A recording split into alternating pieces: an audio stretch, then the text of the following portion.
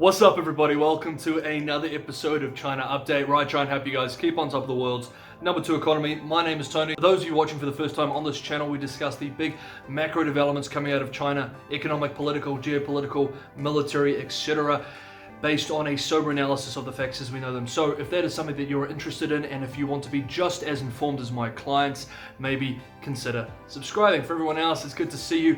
I'm well rested. It was wonderful to have the time off for the Golden Week, 8 days off. I'm back now, I've caught up on a lot of stuff, and so let's just jump into this week's China Update. It's going to be a midweek episode, so a little bit shorter, and then we're going to have a big episode at the end of the week, so make sure you check that out at the end of the week as well. As always, if you enjoy the episode, guys, it's a massive help if you smash that like button just below. Hit that like button. It tells the algorithm that this is decent content, and it will recommend it to more people. And of course, if you're interested in giving that little bit extra, my Patreon link is in the description below. But all that aside, let's just jump into this week's China Update. Now, I'm sure a lot of you know that China has just had its Golden Week holiday, one of 2 annual extended holiday periods when most of the country can travel. This year was a particularly long 8-day holiday, as the traditional Mid-Autumn Festival, which is dated according to the lunar calendar, fell during the modern National Day holiday, this year celebrating the 71st anniversary of the founding of the People's Republic of China. As I have said before, I find travel and spending data a useful unofficial measure of household spending and consumer confidence, factors both more important than ever for China's economy. With the COVID situation relatively stable in China currently, and travel being heavily promoted by state media, it's worth having a good look at the travel data. Data from the Ministry of Culture and Tourism indicates that over 637 million trips were made in China over the last 8-day National Day holiday period of this year. Last year saw 782 million trips over a 7-day period. Chinese private financial news outlet Caixin Media reports that domestic tourism-related businesses brought in just under $500 billion RMB over the holiday. This is approximately 70 billion US dollars, down about 30% from 2019, but better than the 60% drop that we saw during the Labor Day holiday in May, which we covered then at the time. We also need to keep in mind that millions of high-spending middle-class Chinese households that normally travel overseas during this period likely, if they did travel at all, stayed at home, stayed domestic. So this has probably materially boosted the domestic spending data more than usual. This indicates that there has been some recovery to household spending and consumer confidence. However, it is still far behind where it would be if not for the outbreak in Wuhan and the national shutdown. We also don't know, based on this data, the breakdown of the spending based on household income brackets or class levels. For example, are we seeing a 30% reduction in spending across the board, across all household income levels? This is unlikely. Or are wealthier households, for example, spending at higher rates and poorer households lagging? Well, this topic is what we're going to look at next, but before we move on, off Golden Week, there's one last thing I wanted to touch on. The Culture and Tourism Department of Xinjiang proudly announced last week that tourism in the region was up 10%, with 15 million visitors visiting the region.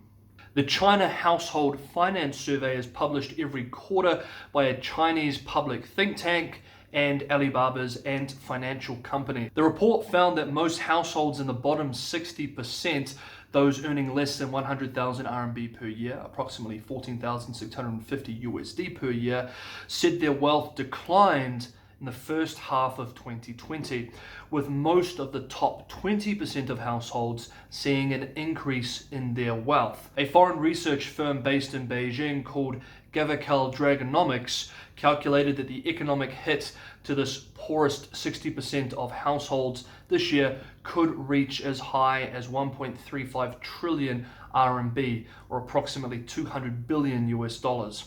CEO of research firm China Beige Book, Leonard Miller, also expressed similar sentiments in a research note published this week by China Beige Book, where he argued, quote, China has indeed seen recovery, but there is no improvement on a year-on-year basis, end quote, and the recovery is not evenly spread out across the economy, end quote.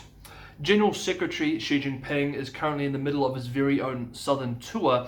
On Monday, he arrived in the southern province of Guangdong, and state-run Xinhua writes that she will, quote, attend a grand gathering celebrating the 40th anniversary of the establishment of the Shenzhen Special Economic Zone on Wednesday morning, end quote. Over the weekend, the government released a series and set of policies designed to push forward various reforms in Shenzhen, likely with the intention of making it an economic and political challenger to Hong Kong. State-run Xinhua reports that the policy plan for 2020 to 2025, quote, gives local authorities in Shenzhen a more direct and greater say in businesses, such as carrying out market-based economic reform, improving market and legal environments for global businesses, building a high-level open economy, providing service for people's livelihood, bettering the ecological environment and urban space, etc. End quote.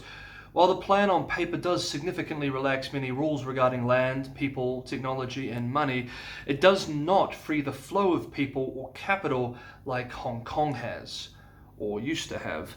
Despite this, hawks in the government are trumpeting the announcement, with the state-run Global Times writing, quote, the new measures in Shenzhen to open up its financial system will help China lead economic globalization as the current US government goes further off the track, end quote. The authorities in Qingdao have begun a 5-day campaign to test all of its 9.5 million residents after the city recorded the country's first locally transmitted coronavirus cases in almost 2 months. The authorities said that as of 11 p.m. on Sunday, the eastern port city had confirmed 6 cases, with a further 6 being tested positive for the coronavirus but being asymptomatic.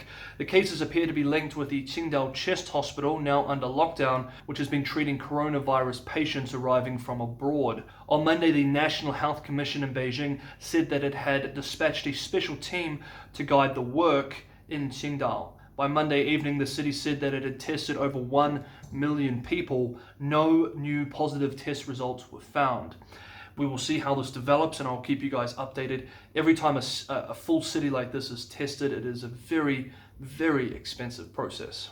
Now, in my last video, some of you guys may remember that we broke down the latest Pew survey that looked at attitudes towards China. This is an annual survey that is done by Pew Research Center. But this year, because of the situation with the global pandemic, there were several countries that they weren't able to get good data from.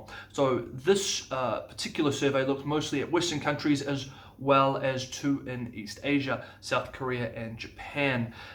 We looked at that breakdown. For those who are interested in looking at the breakdown with all that data and this huge spike in negative views towards China, click up here and I'll take you to the last episode. Well, I want to quickly cover the official Chinese government response and media response to these findings. Unsurprisingly, Beijing rejects the findings and says that it's only the Western view of China and that any change in attitude is the result of US propaganda.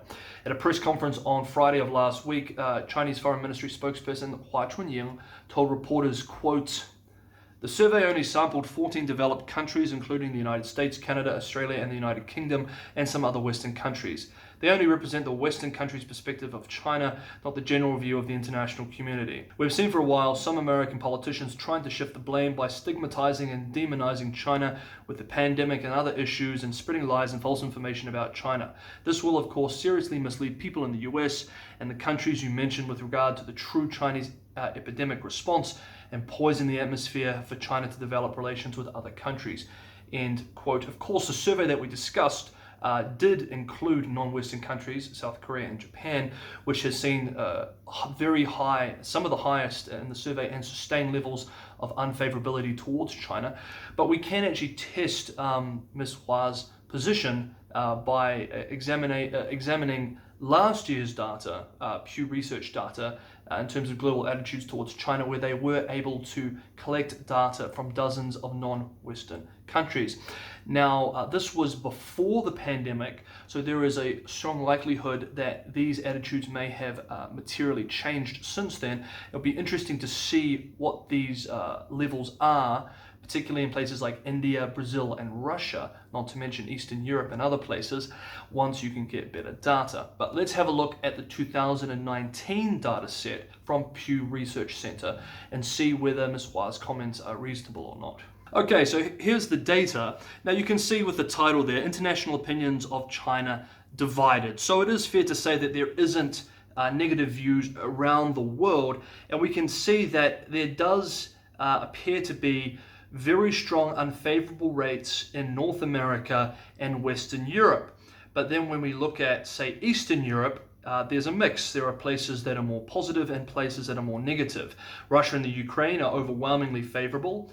And if we skip Asia for a second, go to parts of the Middle East, it's a little mixed, but mostly favorable. Parts of Africa and South America, mostly favorable. But if we move back to Asia now, we can see with Asia there is definitely a net unfavorability or a net negative attitude towards China from non-Western Asian nations. Of course, Australia is on there, but taking Australia out, it still is overwhelmingly on balance net negative. So the idea that it is purely the West doesn't quite stand up. Actually, if we look down the bottom as well, we can see the median, the 34 country median. On balance, there is a slightly higher net unfavorable view of China. Now, like I said, this was before the pandemic. It would be interesting to see what these look like afterwards or now, particularly in places like India. It would be also interesting to see whether somewhere like, say, Russia has seen a reduction in those high favorability levels.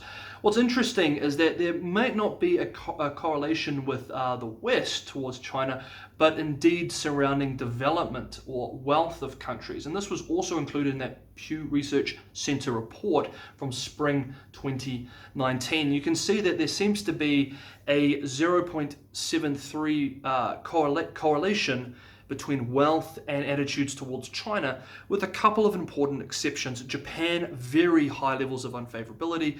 The Philippines and India, again, these Asian nations have higher levels of unfavorability than the wealth theory would indicate. So it seems that the argument that this is purely a Western view of China doesn't exactly hold up. And like I said, I would like to see what these rates look like now since the pandemic earlier in the year. Okay guys, that is the midweek episode for this week for China Update. I hope you guys enjoyed it. Throw your comments down below. I look forward to talking to you guys over the next day or so. As always, keep safe and keep sane wherever you are, and I'll see you next time on China Update.